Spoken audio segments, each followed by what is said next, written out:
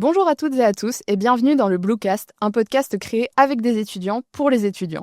Il y a tout juste un an, le Bluecast voyait le jour. Lors de notre première saison, on a pu explorer de nombreuses thématiques variées. Nous espérons que cette deuxième saison vous plaira tout autant. Je suis Eva, votre nouvelle animatrice, et j'ai le plaisir d'être accompagnée d'Emilien et Nicolas, deux membres investis à la FEL, mais aussi dans leur vie d'étudiants jobistes.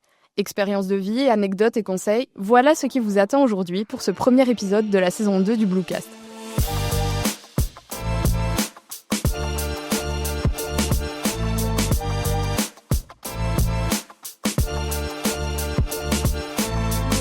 Bonjour Emilien, bonjour Nicolas. Salut Eva. Salut Eva, salut Emilien. Pour commencer, je vais vous laisser vous présenter brièvement et vous demander de nous raconter votre parcours en tant qu'étudiant ainsi que votre premier job. Alors moi c'est Emilien, j'ai 21 ans, je suis étudiant en master d'administration publique, donc je viens de finir mon bachelier de sciences politiques à l'ULB. Je suis aussi avec Nicolas coprésident du CEL-ULB, donc ça fait 3 ans que je suis actif à la FEL. Mon job étudiant, j'ai commencé à 16 ans en tant que prof de tennis. Et j'ai fait ça pendant 3 ans. Maintenant, je suis serveur dans un restaurant, donc je travaille dans l'Horeca depuis 2 ans presque. Et moi c'est Nicolas, du coup comme Emilien l'a dit, on est tous les deux coprésidents du CEL-ULB. J'ai oublié de le préciser mais j'ai 23 ans. Je suis en master en relations internationales.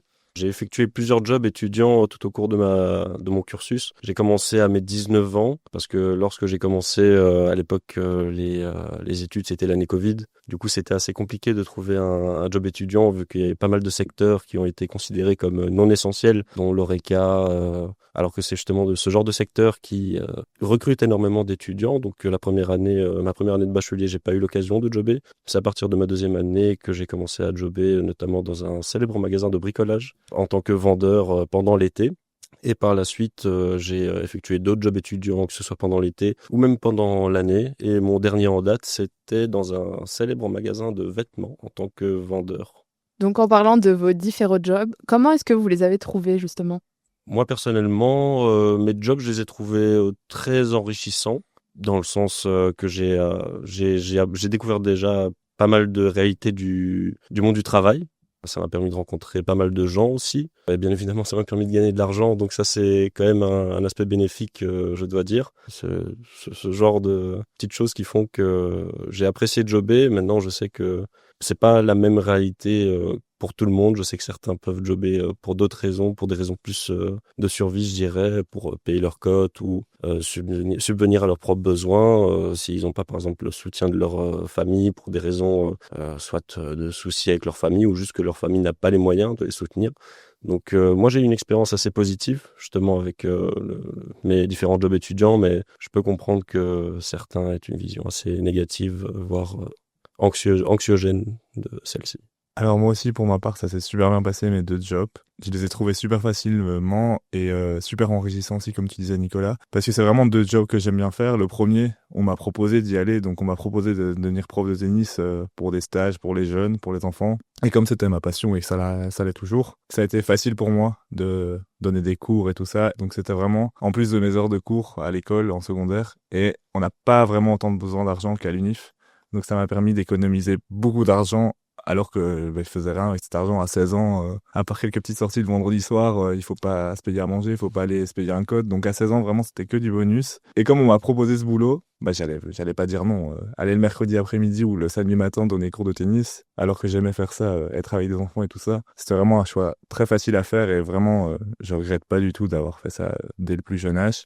Et puis le deuxième job dans l'Horeca, j'en avais un peu plus besoin pour pouvoir assumer mes sorties, mes vacances, pas pour payer un cote, mais parce que mes parents m'aident. Mais donc quand je l'ai trouvé, c'était aussi super enrichissant et j'ai appris beaucoup de choses dans ce job, alors que ça a rien à voir avec mon domaine d'études, mais je suis sûr que plus tard ça va m'aider à gérer le stress, à gérer la gestion d'une équipe ou quoi. Ça va vraiment m'aider pour beaucoup de choses. Et comment est-ce que vous avez découvert, on va dire, ces jobs-là ? Est-ce que c'était via des annonces ou Internet ? Comment ça s'est passé ? Pour ma part, le truc, c'est que j'en ai eu pas mal. Des jobs étudiants, j'en ai fait dans tout plein de secteurs, donc ça dépend un peu. Mais la plupart du temps, c'était principalement sur le web. Donc soit répondre à des annonces ou personnellement ce que je faisais aussi qui fonctionnait pas mal, c'était les candidatures spontanées. C'était de chercher les différents mails des établissements, que ce soit des fast-food ou des magasins, des grandes surfaces. J'essayais de trouver leur adresse mail et de leur envoyer directement sans même qu'ils postent d'annonces, parce qu'en général, en fait, ils ne postent même pas d'annonces, que ce soit pour les jobs d'été ou même à l'année. C'est un peu, ils cherchent soit des gens qu'ils connaissent, par exemple des gens de la famille, des employés fixes, ou alors, si quelqu'un s'est présenté même sur place aussi, c'est intéressant des fois d'aller déposer ses CV en main propre. Voilà, c'est principalement comme ça, c'est en déposant en main propre dans les magasins ou même justement en cherchant les adresses mail des différents magasins. Par exemple, je me rappelle que quand j'ai travaillé dans un fast-food, j'étais passé devant et j'avais trouvé, en fait, il y avait un grand panneau, c'était écrit sur un grand carton: on recherche des étudiants, et envoyez-nous votre CV, et il y avait telle adresse mail, et du coup je l'ai envoyé et j'ai été pris par la suite comme ça. Ouais, moi j'ai trouvé, donc le premier on me l'a proposé, donc là c'est encore différent, mais le deuxième, j'ai vraiment été déposer mon CV en main propre dans le restaurant et on m'a direct accepté parce qu'ils sont toujours à la recherche, ils ont toujours besoin de main d'œuvre, et franchement le plus facile à faire je pense c'est d'aller déposer son CV en main propre et de voir direct la personne qui va t'engager après. Même là tu vois si le contact passe bien ou pas direct, tu vois si la personne est horrible ou pas. Donc je pense le plus simple c'est vraiment de prendre son CV et d'aller le déposer et même faire 10 magasins, 20 magasins, et normalement comme ils sont tous à la recherche, il y en a bien un qui va t'accepter. Je l'espère en tout cas.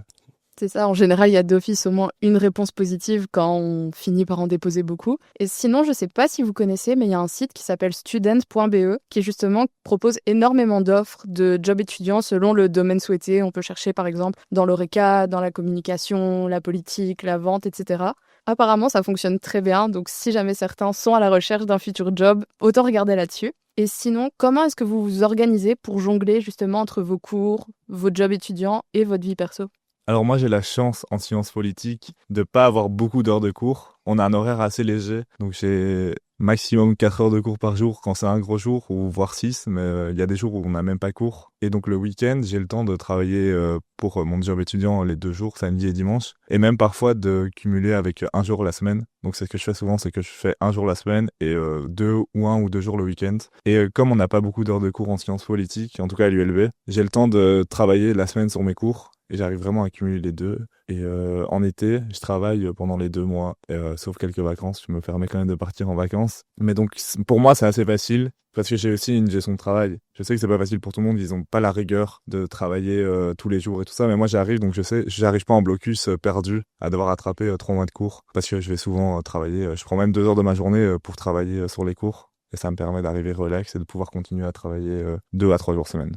Pour ma part, un peu pareil que Emilien, vu que je suis passé aussi par le bachelier en sciences politiques, j'ai connu un peu les horaires allégés que l'on peut avoir dans cette branche-là au final. Donc c'est ça qui m'a permis de jobber, en fait, de pouvoir cumuler études et job étudiant. Maintenant, moi, à l'époque, quand j'étais en bachelier, ce que je faisais principalement, c'était plutôt des jobs d'été. Vu que j'ai la chance d'habiter chez mes parents, j'avais pas tant besoin que si j'habitais justement tout seul dans mon coin. Donc c'était principalement l'été au début que je travaillais. Par la suite, je me suis dit pourquoi pas passer même à l'année pour me trouver même une occupation à côté des études pour faire autre chose. Et c'est là que j'ai commencé justement à travailler à l'année du coup dans un fast-food à l'époque. Et puis après même, je suis passé dans un magasin de vêtements par la suite aussi à l'année.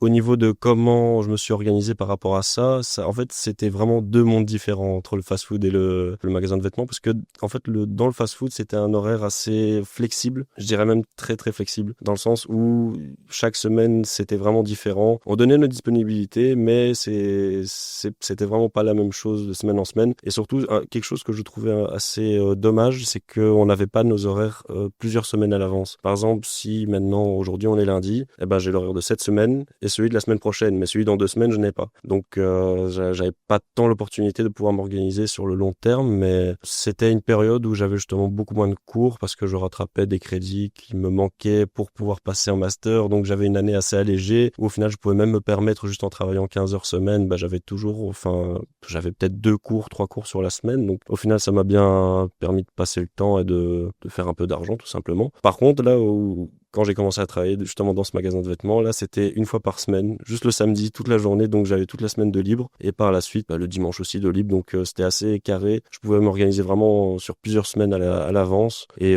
ça m'a pas tant du coup perturbé que ça dans mes études à l'époque. Oui, moi j'ai la chance d'avoir des horaires fixes, donc je sais que le samedi je vais travailler et que cette année je vais commencer le mercredi, donc je sais que l'année passée je savais que c'était le lundi et le samedi que je travaillais, donc j'organisais ma semaine en fonction de ça. Je savais pas le shift exactement que je faisais, mais je savais que samedi et lundi c'était le boulot, donc c'est mieux d'avoir un horaire fixe, moi je trouve, que d'avoir un truc flexible où tu sais pas trop quand tu vas travailler et où on te prévient de dernière minute que tu devras prendre un shift. Donc c'est vraiment bien, moi je trouve, d'avoir un horaire fixe. Et justement, pour revenir sur ce que tu disais, Emilien, tu nous disais que avec ton horaire en Sciences Po, tu parvenais justement à pouvoir étudier aussi la semaine pour pouvoir jobber le week-end. Et quid de ton job pendant les examens et le blocus? Est-ce que tu ralentis la cadence ou t'arrêtes complètement? Qu'est-ce qui se passe? Alors moi, je suis pas du style à ralentir la cadence parce que j'ai besoin d'aller au boulot pour me changer les idées en blocus. Je peux pas rester une semaine sur ma chaise de bureau à étudier. J'ai besoin de sortir, même juste aller travailler, voir des gens. Comme je suis dans l'Oreca, j'ai la chance de voir beaucoup de personnes et c'est vraiment un truc que j'aime bien. Et voir d'autres personnes et les servir, même juste servir les gens, ça me change les idées totalement en blocus. Donc je continue à travailler 2 jours semaine, même pendant le blocus. Je suis peut-être un peu plus fatigué, ça prend un peu beaucoup de ma santé, mais j'ai besoin de ce truc. Je peux pas rester une semaine derrière mon bureau, quoi. Je vais rejoindre un peu Emilien sur le fait que en blocus, ça m'a pas mal aidé aussi à me changer les idées parce que justement, même surtout quand je travaillais en fait dans ce magasin de vêtements dont je parle beaucoup, mais vu que je travaillais que le samedi, ça me permettait pendant le blocus d'avoir le reste de la semaine pour justement réviser, pour être vraiment en blocus concentré sur mes études. Au final, donc j'avais 6 jours par semaine pour pouvoir réviser et c'était pas tant un frein que ça d'aller travailler à ce moment-là et justement vu que dans les magasins de vêtements en général c'est beaucoup de services clients, les périodes de blocus notamment surtout celle de décembre, c'est souvent pré-solde, il y a pas mal de travail à faire, c'est vrai que ça peut être éprouvant parce que du coup on a la pression mentale des études et aussi un peu je dirais physique du fait qu'il y ait beaucoup de mouvements à ce moment-là, mais vu que j'avais quand même un horaire de job étudiant assez allégé, je travaillais que le samedi, donc ça m'a pas empiété sur mon blocus au final. Et concernant les jobs étudiants que vous avez dans l'Oreca, est-ce que c'est difficile justement de négocier des horaires qui vous conviennent ou vos employeurs sont assez flexibles à ce niveau-là et compréhensifs vu que vous êtes étudiant? Moi, pour la petite anecdote, le jour où je me suis fait recruter, donc je suis arrivé, déjà, le directeur de l'endroit, il m'a parlé pendant 1 heure et demie autour de mon contrat. Donc, il m'a dit règle par règle. Vraiment, c'était une dissertation très bien ficelée et très intéressante d'ailleurs, hein, je tiens à dire. C'était vraiment pas mal comme prestation de sa part, je dois dire, parce que vraiment, pendant 1 heure et demie, il débitait, il s'arrêtait pas. Et à un moment, il m'a clairement fait comprendre qu'il pouvait arriver que l'on me demande justement des heures sup ou machin. Mais il m'a dit, tu sais, dans la vie, c'est donnant-donnant. Donc, si un jour, tu dois, par exemple, changer d'horaire ou que tu demandes à ce que tu sois remplacé un jour, on verra si tu as remplacé quelqu'un, par exemple, auparavant, si tu as rendu service, si tu es venu en dernière minute. À ce niveau-là, du coup, dès la première semaine, on m'a proposé de prendre 1 heure en plus, je l'ai prise. Donc, je me suis dit comme ça, je prépare mes arrières. Et au final, ça a été très bien. Enfin, parce qu'en soi, en tout cas, là où je travaillais, c'était assez carré. Enfin, si par exemple si j'avais un truc de prévu et que j'avais un horaire de travail qui empiétait dessus, je trouvais quelqu'un qui voudrait bien me remplacer à cette heure-ci. Je prenais une de 16 heures. De toute façon, on trouve toujours quelqu'un avec qui faire un échange au final d'horaire dans l'Oreca. Et voilà, après, on montre au manager. On dit ouais, on aimerait bien changer. Ok, voilà. En soi, j'ai pas eu de problème sur ça. J'ai changé quelques fois d'horaire et on m'a jamais refusé ça. Donc, c'est un peu pareil pour moi parce que on a une grande équipe de students, donc ça permet, comme tu dis, si on veut changer de shift ou échanger avec quelqu'un d'autre, d'avoir toujours un student à qui demander qui souvent va prendre ton shift, toi tu vas prendre le sien. Donc c'est vraiment pratique. Et moi j'ai une manager super flexible avec les horaires, donc je sais que si je lui dis samedi prochain je sais pas venir, je peux me faire remplacer, elle va dire oui. Elle est super gentille avec ça, donc ça on a de la chance. Mais comme c'est pas partout comme ça, faut vraiment faire attention à se prévoir à l'avance quand tu vas travailler et si c'est possible de travailler pour tout le monde, c'est pas facile. Moi, pour ma part, j'ai eu aucun problème avec les horaires.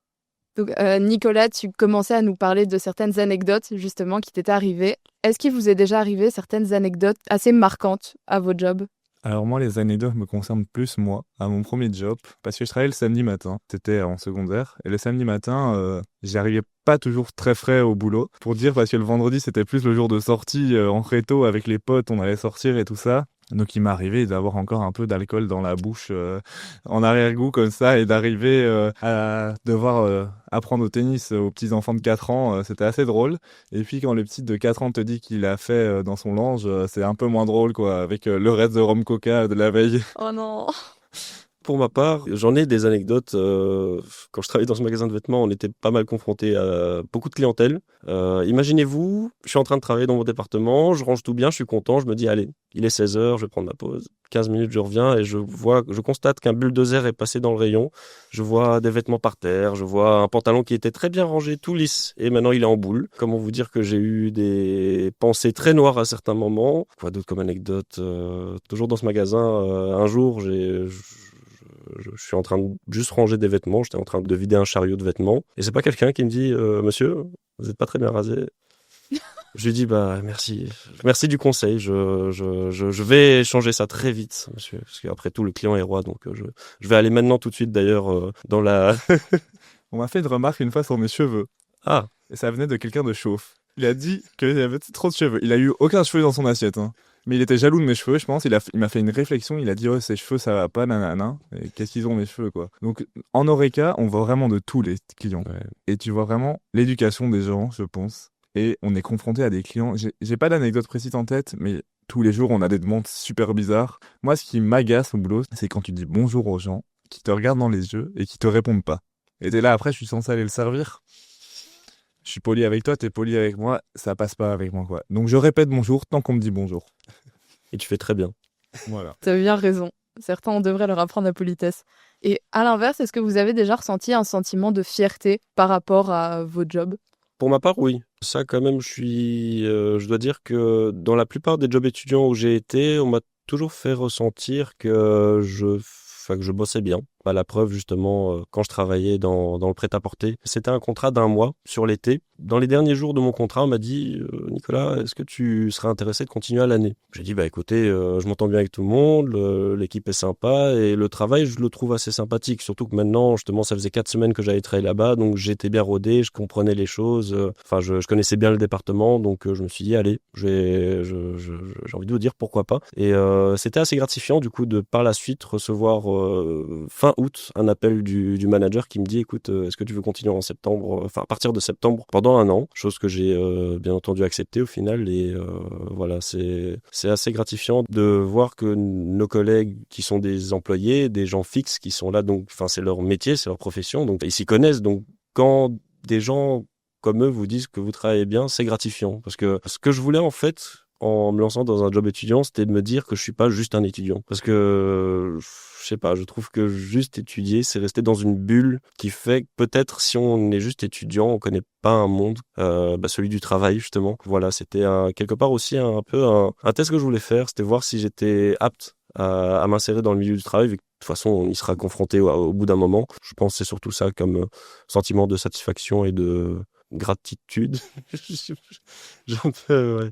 Ouais, moi, mon premier job, donc en tant que prof de tennis, j'ai vite évolué et on m'a vite donné la responsabilité de mes propres cours. Donc, dès la 2e année, j'avais mes propres cours le mercredi, le jeudi et le samedi. Donc, je donnais mes propres cours à 4-5 élèves. Et ça, c'est très gratifiant parce que tu dois leur apprendre tout au long de l'année le tennis et tu vois l'évolution de ces enfants. Au début, ils n'avaient pas touché la balle et fin d'année, ils arrivent quand même à renvoyer la balle, ils font des échanges. Et ça, je pense, c'est très gratifiant et que les parents, fin d'année, veulent continuer avec toi comme prof l'année d'après. Ça me faisait très plaisir. Et aussi, après, j'ai évolué dans mes stages où j'étais moi responsable de toute la semaine de stage quand le responsable n'était pas là, en vacances. Donc, c'était moi le responsable à 18 ans de 35 gosses. Donc ça faisait plaisir. Et maintenant, dans mon boulot actuel, c'est vraiment quand les clients te remercient. Et quand tu te fais remercier par un client, c'est soit par un pourboire ou même par juste des mots en disant oh, merci, le service c'était super. Ou tu vois les avis sur Google. Parce que j'aime bien aller voir les avis sur Google pour voir ce que les clients pensent du restaurant. C'est un vrai truc ça. Et quand tu vois que un service impeccable et tout ça, t'es quand même content parce que tu sais que c'est toi qui as fait le service. Et donc les clients, ils viennent passer un bon moment et quand tu leur rends ce bon moment, c'est très chouette pour toi et ça te rend heureux de les rendre heureux. On va dire ça comme ça. Et aussi quand tu vois l'équipe, comme tu disais, de fixe, des gens qui travaillent tous les jours, c'est leur boulot, ils sont là et qui te font des compliments sur ta façon de travailler alors que toi t'es juste un student. Franchement, c'est agréable et ils te disent non, pars pas tout de suite, continue à faire tes études, on a encore besoin de toi. Moi, ça fait plaisir, quoi. C'est mon petit moment de fierté quand on me dit ça. Donc, vous avez trouvé votre job étudiant assez rapidement, ça n'a pas été très compliqué. Mais si vous aviez une chose à changer dans les démarches à accomplir pour en trouver un, qu'est-ce que ça serait ? Moi, à titre personnel, je dirais que peut-être ça serait de faire en sorte, c'est un grand mot parce qu'au final, c'est plutôt dans les mentalités, je dirais qu'il faudrait changer ça. C'est de faire comprendre aux employeurs que quand vous cherchez un student, n'attendez pas quelqu'un qui a de l'expérience. Parce que ce que j'ai été confronté quand je n'avais pas de job étudiant, c'est que je trouvais beaucoup d'annonces de restaurants, par exemple, ou de tout, hein, même de la grande surface, étudiants expérimentés seulement. Bon, je trouve ça un peu dur, quoi. Si vous avez 18 ans, vous rentrez aux études et que vous cherchez un job étudiant, vous voyez, oui, il faut de l'expérience. Bah oui, pour de l'expérience, il faut avoir de l'expérience. Mais si vous n'avez pas d'expérience, comment vous faites pour avoir de l'expérience ? Donc, c'est un peu un cercle vicieux, je trouvais. C'était un peu perturbant quand je faisais mes premières recherches parce que du coup, au début, j'ai eu un peu de mal. C'est ça, parce qu'au début, tu te dis, il faut bien commencer quelque part, mais si on te laisse pas ta chance, C'est ça. ça complique les choses. Surtout, toi, tu stresses déjà de chercher un job et tu stresses de démarrer dans un nouveau truc. Moi, quand j'ai commencé dans l'Oreca, c'était super stressant. Tu dis, ça fait beaucoup de responsabilités, juste tenir ce plateau, ne pas renverser les cafés. Ça fait beaucoup de responsabilités et tu viens de commencer, t'es tout jeune, t'as 18, 19 ans. On dit, il faut de l'expérience. Non, quoi. C'est ça. Surtout que je crois que j'ai déjà vu des annonces qui demandaient des étudiants avec 1 an d'expérience, quoi. C'est énorme. Ouais. Pour des jeunes de 16 ou 17, 18 ans qui commencent. C'est ça. À la limite, autant chercher un vrai fixe, quoi, à ce moment-là. C'est ça, à ce niveau-là, oui.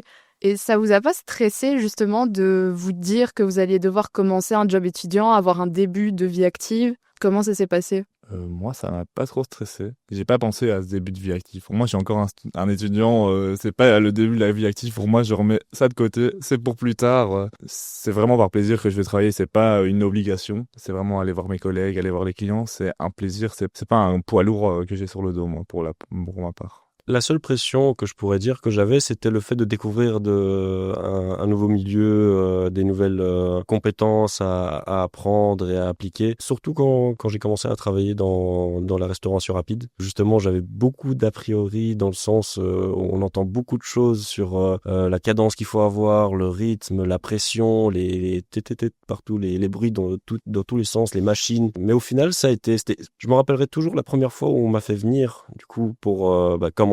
On m'a fait venir un mercredi après-midi à midi, sortie d'école, sortie de bureau, tout le monde était là, il y avait des files immenses, mais j'avais celui qui s'occupait de moi ce jour-là, qui n'a pas eu peur, je dirais, de montrer les choses calmement malgré le rush. Je sais pas comment il a fait, c'était vraiment presque impressionnant, parce qu'il y avait un rush, je voyais l'écran, je voyais une vingtaine de burgers qui attendaient, mais il m'expliquait. Et on les faisait, hein. On les envoyait, au final on a géré le rush et ça m'a permis de dédramatiser, je pense, un peu la chose. Parce que c'est impressionnant quand on arrive là-dedans, mais une fois qu'on a les astuces, les gestes, les mouvements qui vont avec, et surtout qu'on apprend bien à faire les choses étape par étape, au final, ça se passe très bien. Et jobber, ça permet aussi, moi quand je vais au restaurant maintenant, d'être moins exigeant avec les serveurs. Parce que tu sais pas s'ils ont eu 1 heure avant, 30 minutes avant, et donc de se dire, ça va, on a le temps, faut pas être pressé. Il fait de son mieux en fait.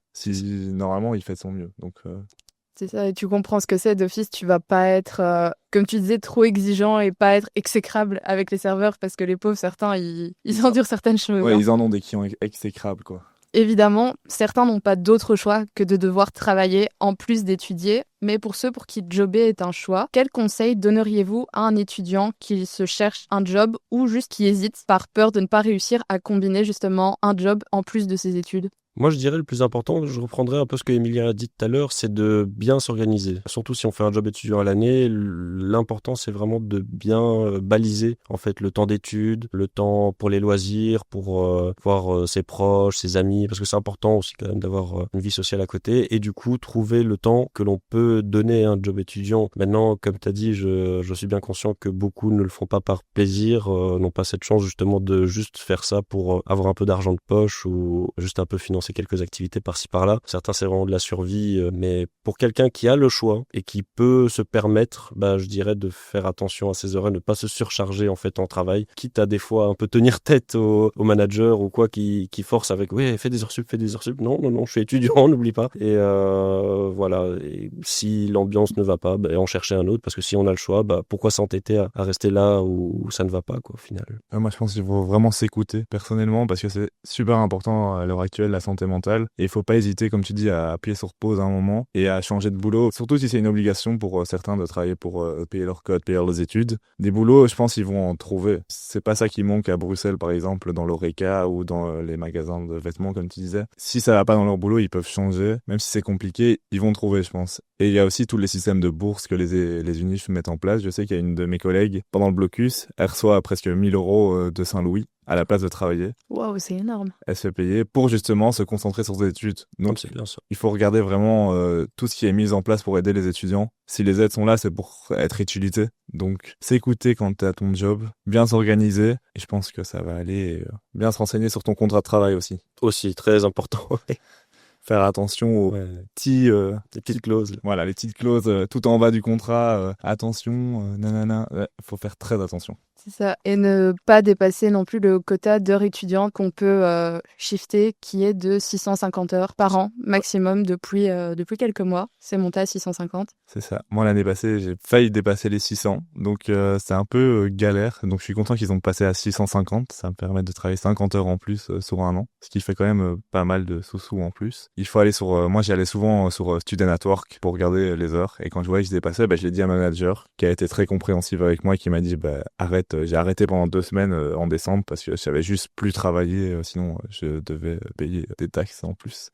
Et mes parents allaient perdre leur cotisation sociale. Ouais.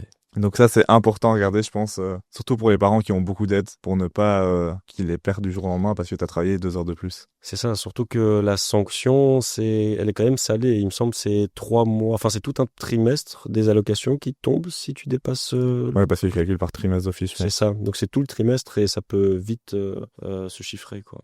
Donc bien faire attention à ça. Alors merci beaucoup les garçons, ça a été un plaisir de pouvoir discuter avec vous. À tous ceux qui nous ont écoutés, n'hésitez pas à nous rejoindre sur les réseaux sociaux de la Fédération des étudiants libéraux et à nous donner votre avis. Vous pouvez toujours trouver les épisodes de la saison 1 sur Spotify, Apple Podcasts et YouTube. On se retrouve le mois prochain pour un autre épisode du Bluecast.